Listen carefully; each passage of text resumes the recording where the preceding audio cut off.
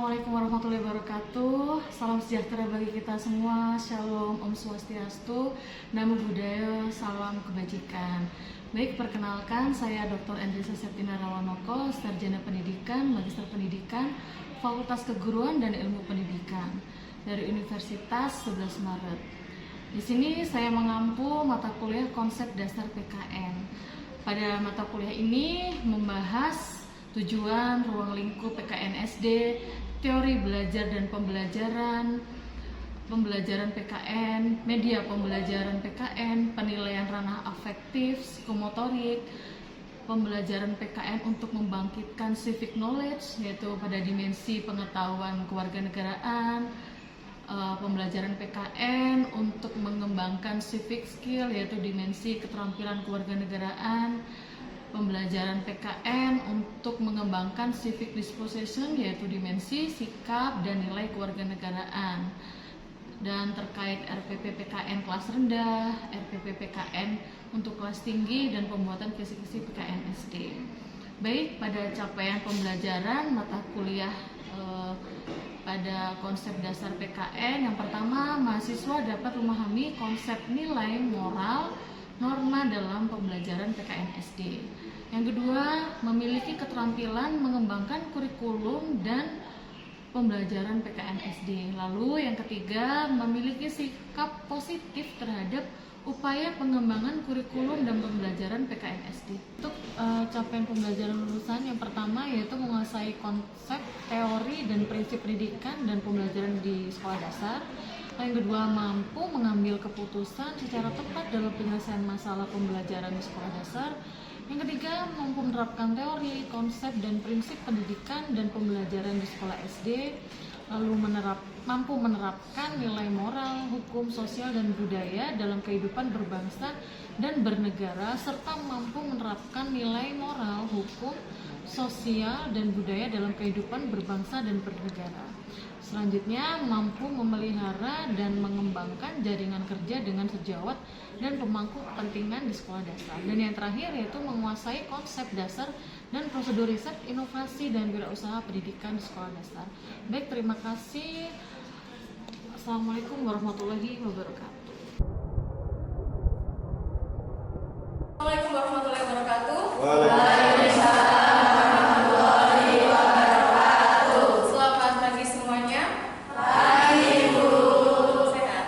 Sehat. Sudah apa? Sudah. Oke, baik, pagi ini teman-teman kita akan membahas pada mata kuliah konsep dasar pendidikan kewarganegaraan, yaitu pendidikan kewarganegaraan sebagai pendidikan karakter. Seperti yang mungkin teman-teman ketahui, apa itu pendidikan karakter? Pendidikan karakter, ada yang tahu? Apa itu karakter? Apa? Watak, sifat, sikap, moral, etika, akhlak juga, apa lagi? Yang apa tadi Pak? Sesuatu yang melekat pada diri seseorang. Jadi pada dasarnya pendidikan karakter itu kita sudah memiliki karakter. Jadi kalau teman-teman tahu, karakter itu ada karakter baik dan buruk. Karakter yang baik itu biasanya disebut dengan apa?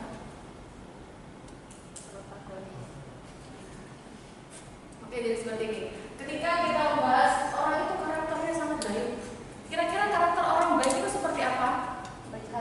Baik hati, suka menolong. Sesuai nggak dengan ciri bangsa Indonesia? Sesuai. Terletak di mana? Gotong royong, apalagi toleransi, mengingat keragaman negara kita itu budayanya ada bermacam-macam ya. Jadi karakter yang baik yang dimiliki oleh kita sebagai pendidik nantinya itu akan teman-teman turunkan kepada siswa. Nah, pada mata kuliah ini itu pendidikan karakter kita mengajarkan bahwasanya karakter itu harus baik. Pernah mendengar orang sangat tidak bermoral? Pernah mendengar kata-kata itu? Kenapa orang dikatakan tidak bermoral?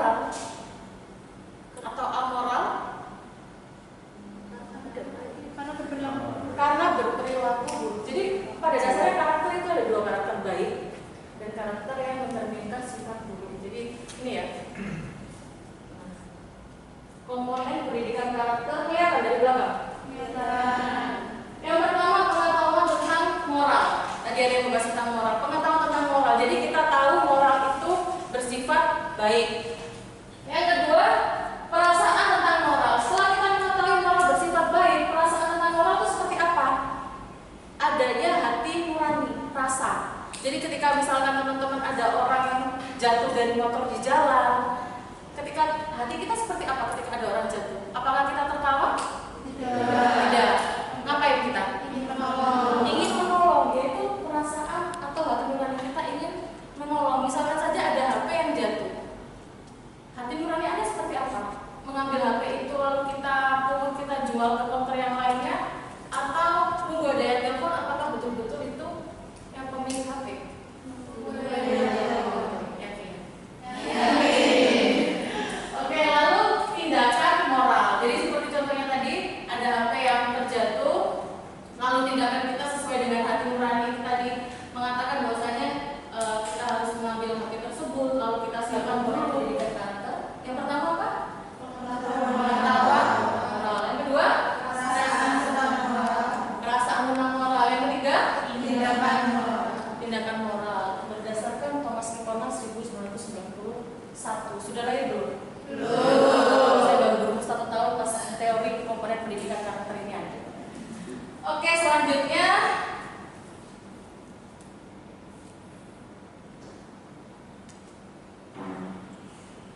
nah ini berbahasa Inggris ya. Thomas Kipona 11 Principles of Character Education. Kelihatan? Susah. Intinya ada 11 karakter education. Kerja bakti guru tidak hanya memberikan penyuluh saja, tapi memberikan contoh guru ikut serta mencabut rumput ya. Di situ nampak ya, guru membawa arit ya untuk membersihkan rumput. Setelah itu mahasiswa, mungkin ada yang ingin bertanya? Nama saya Ferdian Iskar Syada dengan NIM K711110. Setelah pemaparan materi dari Ibu, ini ada pertanyaan yang ingin kami tanyakan, yaitu berkenaan dengan bagaimana pendidikan karakter di sekolah dasar ini dapat membantu siswa bersikap bijak dan bertanggung jawab dalam menggunakan media sosial. Nah, mengingat banyaknya peserta didik yang sudah aktif mengakses media sosial sejak dini. Seperti itu. Oke, terima kasih Mas Ferdian. Mas Ferdian. Terima kasih Mas Ferdian. Ada yang ingin menambahkan jawaban Mas Ferdian tadi? Pertanyaannya bagaimana siswa itu agar bijak bermedia sosial, karena anak SD sekarang sudah memiliki media sosial. Padahal dari aturan yang berlaku, kebijakan-kebijakan media sosial itu, Instagram ada yang tahu nggak dari umur berapa bisa diakses? Instagram 13? Yakin? Betul ya 15 tahun. Instagram itu baru bisa diakses ketika anak usia 15 tahun. TikTok 13? 17?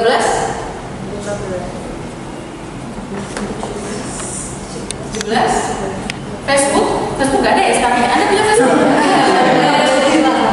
Sudah hilang. Apalagi media sosial. Sebenarnya kalau misalnya kita mau melihat, sekarang itu kan ada ya YouTube itu tidak hanya untuk orang tua saja, YouTube Kids itu juga ada. Instagram kan tidak ada Instagram Kids. Mungkin teman-teman punya Instagram juga, bisa dilihat sekarang Instagram seperti apa. Biasanya barometer sebuah media sosial itu ketika kita mencari misalkan saja Pajero Spot, itu yang muncul Pajero. Tapi sekarang apa? Apakah di barometer teman-teman media sosial seperti itu atau sudah berubah? Bisa apa saja yang masuk? Ya, bahkan konten yang tidak pernah kita lihat itu tiba-tiba muncul. Bagaimana ketika dihadapkan dengan anak SD yang tidak bisa mengakses media sosial, tapi mereka punya. Jadi sebagai pendidik nantinya teman-teman itu tidak bisa disalahkan guru, orang tua itu kan menitipkan siswanya ke sekolah. Orang tua mau tahu nggak ketika siswanya misalkan menyimpan stiker-stiker hal yang tidak senonoh, mesti disalahkan siapa? Guru.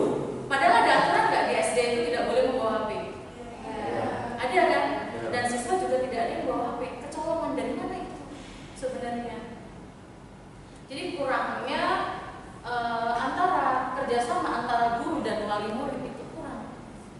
Jadi di situ harus ada rasa saling keterbukaan. Jadi misalkan guru memang diberi kepercayaan untuk mendidik siswa, tapi di sini siswa tidak bisa bermedia sosial di sekolah. Satu, mereka kalau media sosial di sekolah pasti otomatis HP dirampas oleh guru. Sedangkan di rumah mereka bebas bermedia sosial dengan dalih orang tuanya ada yang bekerja. Kurangnya pengawasan dari orang tua. Nah, bagaimana kita sebagai guru mendidik hal tersebut?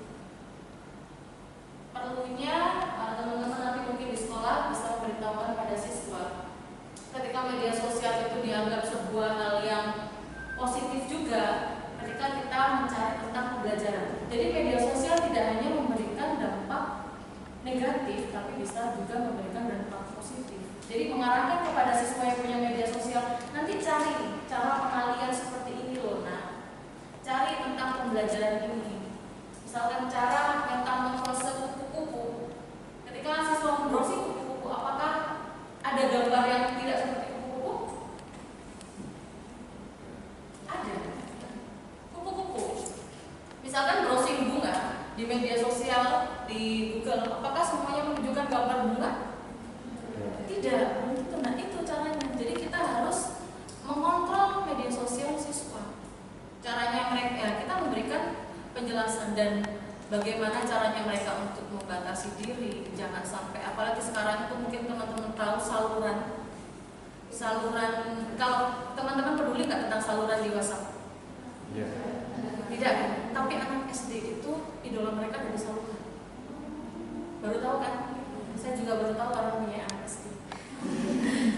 Jadi mereka begitu aktif dan follow saluran. Kalau saluran teman-teman mungkin saluran informasi politik, media atau apa. Kalau di anak kecil itu mereka saluran mereka itu tentang bisa saja tentang artis-artis favorit mereka.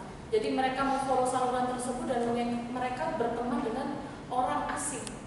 Jadi disitulah pertemuan media sosial anak-anak SD bisa berteman dengan lingkup yang bukan lagi sebayanya. Jadi perlunya pengendalian diri dari guru dan koordinasi dengan orang tua. Terkait dari dalam pendidikan karakter ada etika digital. Jadi nanti kita lari setelah pendidikan karakter lari ke etika digital berdasarkan hasil penelitian yang telah saya lakukan. Ini ada berapa itu? Dalam lingkaran 6 ya. Terlihat ya? Kriteria bijak dalam bermedia sosial nanti bisa teman-teman ketika nanti mengajar bisa teman-teman ini tidak, yang pertama tidak mengunggah konten rasis. Betul? Rasis itu seperti apa? Contoh rasis membedakan warna kulit. Membedakan warna kulit banyak nggak yang di media sosial seperti itu? Banyak ya. Mengalami nggak? Pernah membaca? Membaca ya. Jadi tidak mengunggah konten rasis salah satu bentuk dari kriteria bijak dalam media sosial itu. Jadi harus ditanamkan dalam diri kita dan ke siswa juga. Jadi agar tidak. Nah, lalu selanjutnya tidak mengunggah konten hoax. Hoax seperti apa kontennya? Kontennya tidak sebenarnya bohong. Biasanya tentang apa itu? Gosip. Apa lagi? Adu domba. Apa lagi? Biasanya adu domba itu berarti dalam hal politik. Jadi salah satunya itu. Selanjutnya tidak membobol akun orang lain. Pernah membobol? Password saja kita sudah sering lupa. Jadi buru-buru membobol akun orang lain karena kita password saja sering lupa. Ketika membuat password baru, tiba-tiba ada notif nggak? Password jangan menggunakan password yang telah digunakan. Dia apa enggak? Oke, lalu selanjutnya yang keempat tidak berkomentar buruk atau hate speech. Komentar buruk, pernah mendengar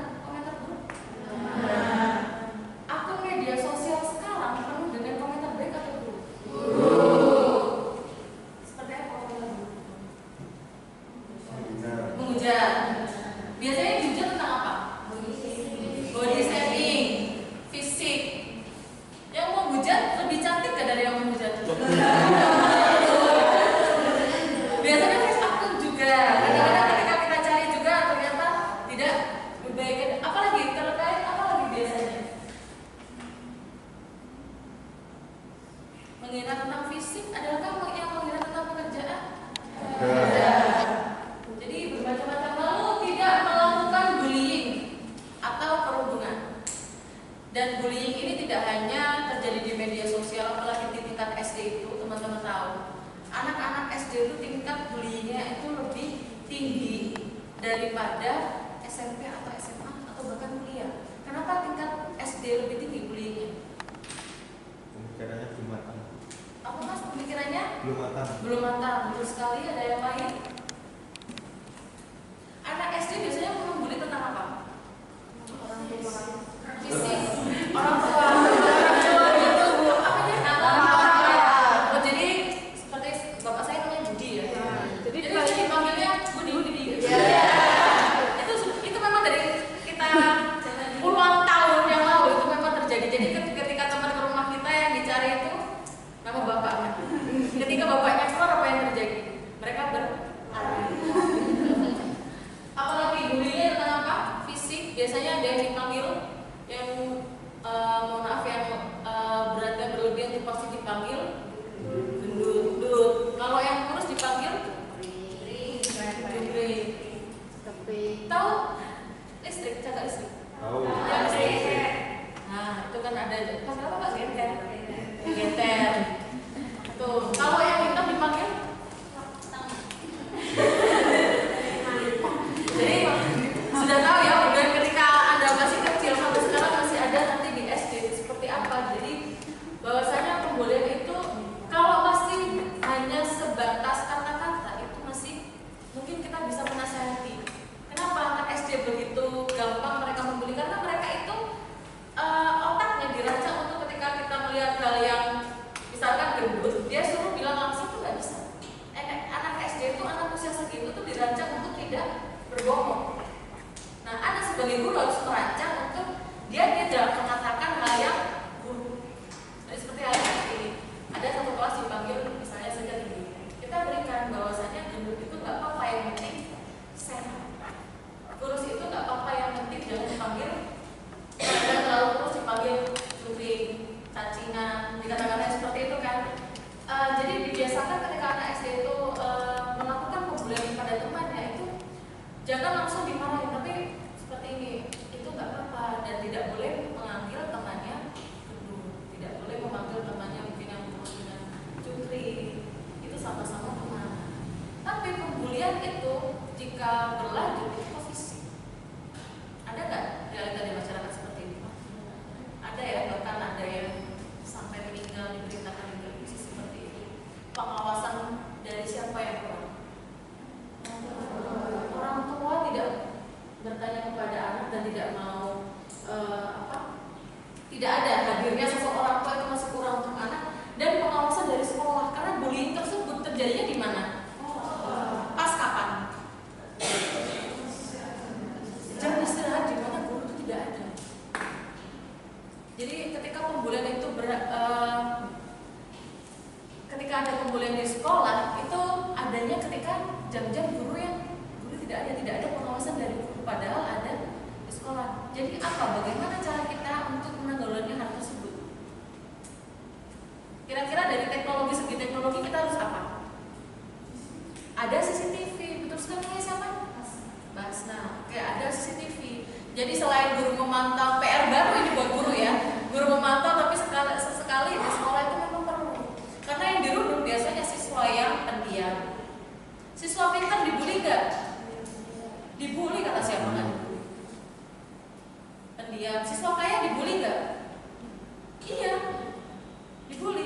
Mereka pasti dimintain traktiran seperti itu. Jadi cara halus. Kalau kalian tidak merasakan itu, kalau siswa pintar tuh biasanya dibulinya jangan berteman karena nanti nggak dikasih jawaban. Sudah pernah merasakan hal itu kan? Ya. Ada sebagai pelaku atau korban?